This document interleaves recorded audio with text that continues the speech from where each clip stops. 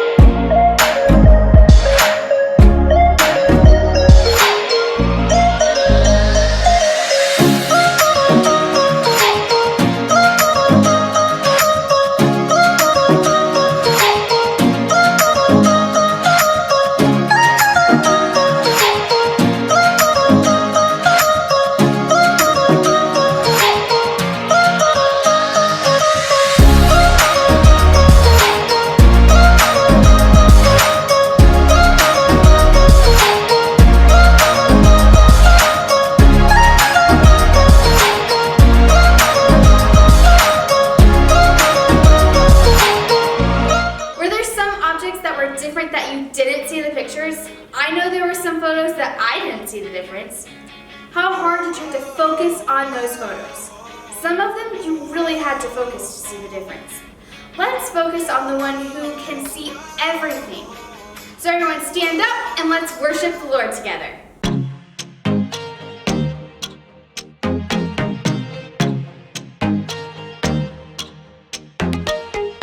Everything I want, everything I need, you are. When nobody else is listening to me, you are. Before my heart took its first beat, you already loved me, Lord.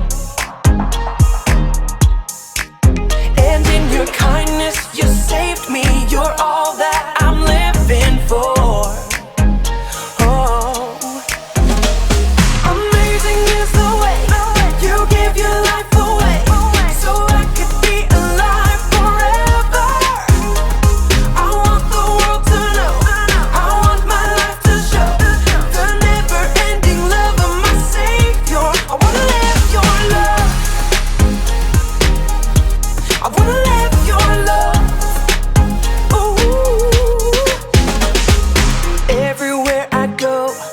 Always there with me, you are. No matter what may come, the strength that I need, you are. You are. Before my heart took its first beat, you already loved me, Lord. Yes. And in your kindness, you saved me. You're all that I'm living for.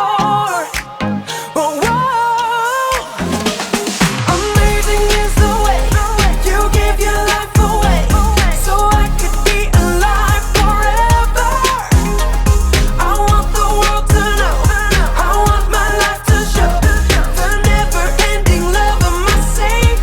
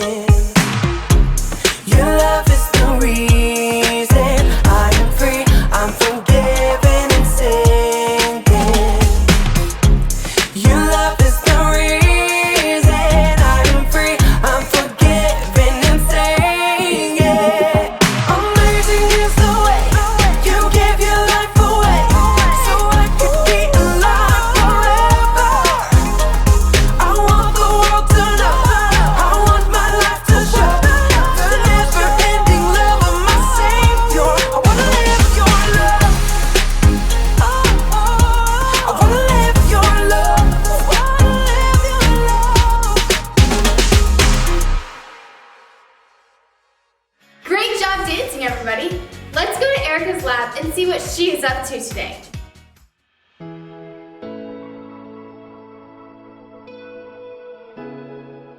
Hey everybody, I'm Erica, and welcome to my Summer STEAM Lab!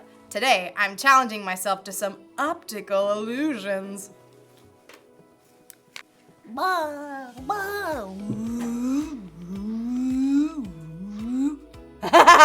Dizzy yet? And you know what these tricky little eye puzzles require? A whole lot of faith!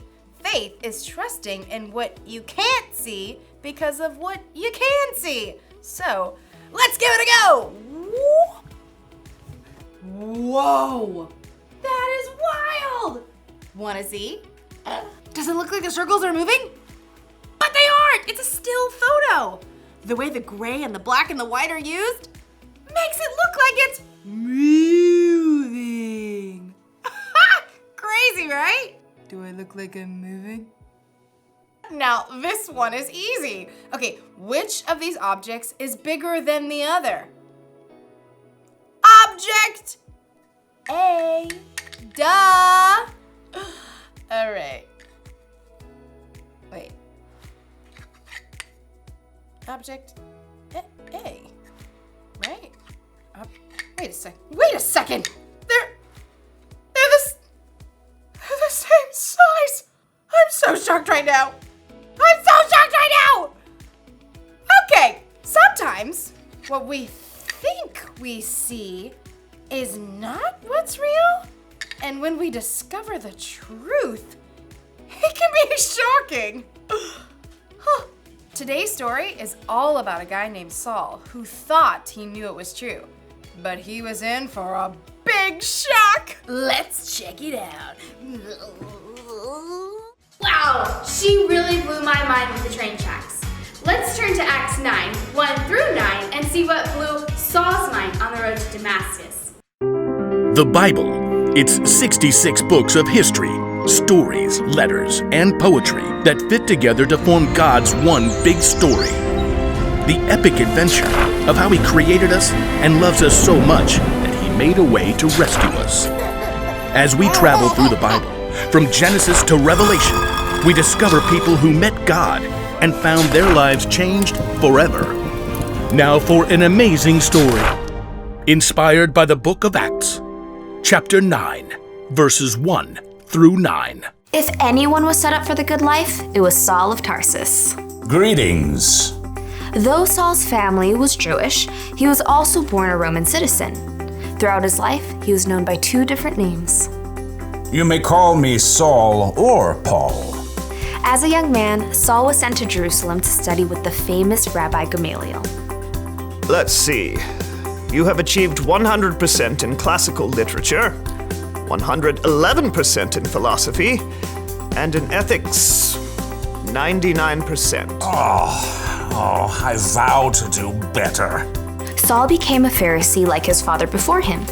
He carefully studied God's law and prayed 3 times a day. Dear God, help me follow your laws 100% perfectly. Like the other religious leaders in Jerusalem, though, Saul was caught off guard by the events that surrounded the life and death of Jesus. Good riddance. Now that fool can't try to overturn God's laws anymore. Haven't you heard?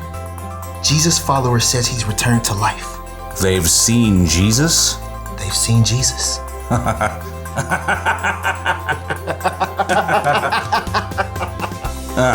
Those riffraff will slink away soon enough. Against all odds, the followers of Jesus didn't fade away. In fact, the numbers began to grow. 5,000? You're telling me that 5,000 people are following the way of a dead man? Well, technically, they think he's alive. Not helping. The religious leaders in Jerusalem did everything they could to squash the new movement. They even arrested a leader among the Jesus followers named Stephen. After telling lies about him, they dragged him outside the city. This man is a disgrace. Saul stood by and held the coats of the men, who picked up stones and threw them at Stephen, until they killed him. If Stephen had just let go of this Jesus nonsense, he wouldn't have had to die. It's terrible. I heard people are following the way of Jesus in other cities too. What? Inconceivable. Saul quickly became known for hunting down people who believed in Jesus. When he discovered that some Jews in Damascus were following Jesus, he went straight to the high priest. This Jesus thing is spreading everywhere. I'm aware. They think he's alive. Hashtag yup. Someone should do something. I hope you have something constructive to say. Give me letters to the synagogues in Damascus so I can arrest all the believers and bring them back here. Now you're talking. Saul set off for Damascus with the blessing of the high priest. He traveled with a group of men to arrest the believers they found. After days on the road, they neared the city. There it is. We'll make it by lunch. No, we must take time to pray. As he did 3 times every day, Saul stopped and turned to Jerusalem to pray, certain God was on his side. Dear Lord, help me to catch every single one of those despicable Jesus people. Suddenly, a light more brilliant than the midday sun blazed down around Saul. He staggered, fell to the ground, squeezing his eyes shut against the glare. Saul, why are you opposing me? Saul gasped. It felt as though the whole earth shifted beneath him. Who are you, Lord? I am Jesus. I am the one you are opposing.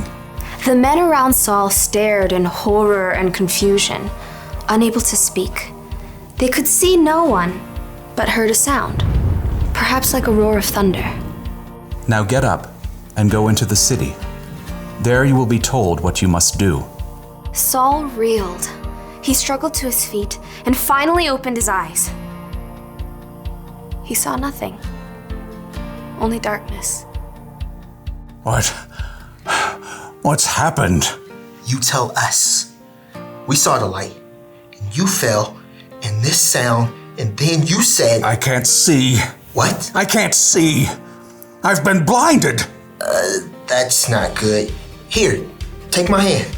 Saul grasped the man's hand and shuffled a few steps forward. Who are you talking to? I think it was Jesus. You heard Jesus? I heard Jesus. Saul's companions led him into Damascus, where he stayed at the home of a man named Judas on Straight Street. Want something to eat? I'm not hungry.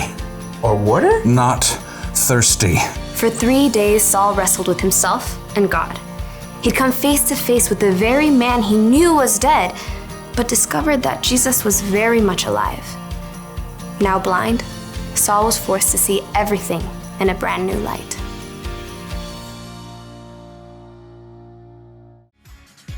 Sometimes we have to step away from what we're looking at and become blind and come back to the project to see the bigger picture. That's kind of what happened with Saul. Saul thought he knew the truth, but then he came face to face with Jesus, a man he thought was dead, and he discovered that Jesus was very much alive. Even though Saul couldn't see, it was like he actually saw everything about Jesus in a whole new way. Let's check out this week's bottom line. Knowing Jesus changes the way you see everything. Just like God opened Saul's eyes, God opens our eyes too, in lots of different ways, and helps us look at our life from his point of view. For example, when you know Jesus, you might see how the things that seem bad right now could be used for something good. Sometimes God speaks through us through experiences, like maybe you're out on a park on a sunny day and you notice the beautiful world God created, and you feel closer to him than you ever have before. Or maybe you hear a song that teaches you something new about him. Or you might have a friend who shows you God's love always. But however you get to know Jesus better, it's always worth it. Let's tune into Erica and see what she can tell us about God's love. Okay, there's supposedly a picture of a dinosaur hidden in this image.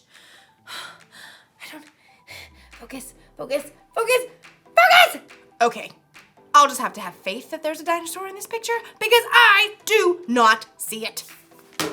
Speaking of, Saul literally couldn't see after his encounter with Jesus, but in a way, he could see better than he ever had before. Anyway, Saul saw everything. And Jesus made a way for everybody to be saved from their sins. After Jesus went back to heaven, he gave his followers the Holy Spirit. And then many more people believed in Jesus too. Saul wanted to stop the Jesus followers, and he really tried. But Jesus wanted Saul to know a better way. You know, it's amazing how God has revealed himself to people all throughout history. Saul, who is also known as Paul, so Saul and Paul are actually Saul Paul, was no exception, and neither are you. Just like God opened Saul's eyes to see the truth, he can open our eyes too. He may not appear to you in a bright light, but God can get your attention in all kinds of ways, like through nature. Or a conversation with a friend. That's really good. I like that. You're so wise. A song on the radio. God can even use your own circumstances to help you know him. And when you focus in and really see Jesus for who he is, the Savior of the world, it can change how you see everything. So that's the one thing to remember today. Knowing Jesus changes the way you see everything. It's like Jesus gives us brand new glasses to see out of. I can't really see out of these ones, but it's a different way to see. So that's exciting. Oh, perfect. Well, that's all I got for this week. Oh, perfect. These coffee beans want to wave goodbye to you. Bye.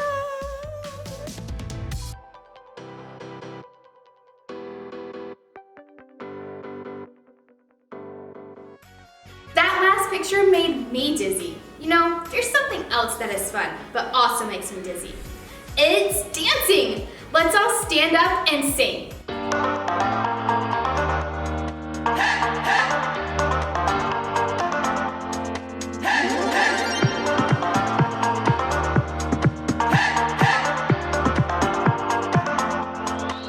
This is my faith, this is my focus. All of my days, I know where my hope is. I'll live it loud, I'll shout the chorus, because I know, oh, you're always for us. And even when it's hard for me to see, I will trust in you, I will believe. And even when it's hard for me to see, I will trust in you, I will believe.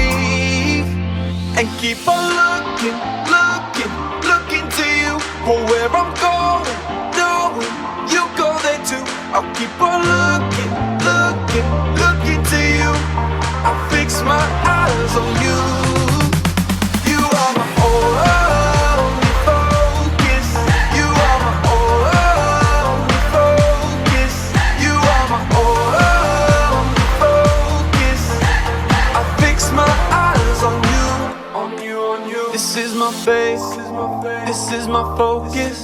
All of my days, I know where my hope is. I'll live it loud, I'll shout the chorus, because I know, oh, you're always for us. And even when it's hard for me to see, I will trust in you, I will believe. And even when it's hard for me to see, I will trust in you, I will believe. And keep on looking to you for where I'm going, knowing you go there too. I'll keep on looking to you. I'll fix my eyes on you. You are my only focus. You are my only focus. You are my only focus. I fix my eyes on you, oh yeah. Woo! You ready? Come on, let's go. Hands in the air, hands in the air. I know you're there, I know you're there. Anywhere, oh. Anywhere. I fix my eyes on you. Hands in the air, hands in the air. I know you're there, I know you're there. Anywhere. I fix my eyes on you. And keep on looking to you for where I'm going, knowing you go there too. I'll keep on looking to you. I'll fix my eyes on you.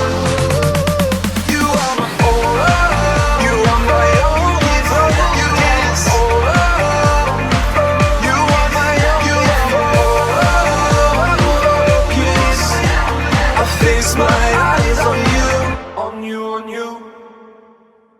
Wow, you all showed me up on your dance moves. Thank you for tuning in today. I hope you have a great week, and I'll see you all next week.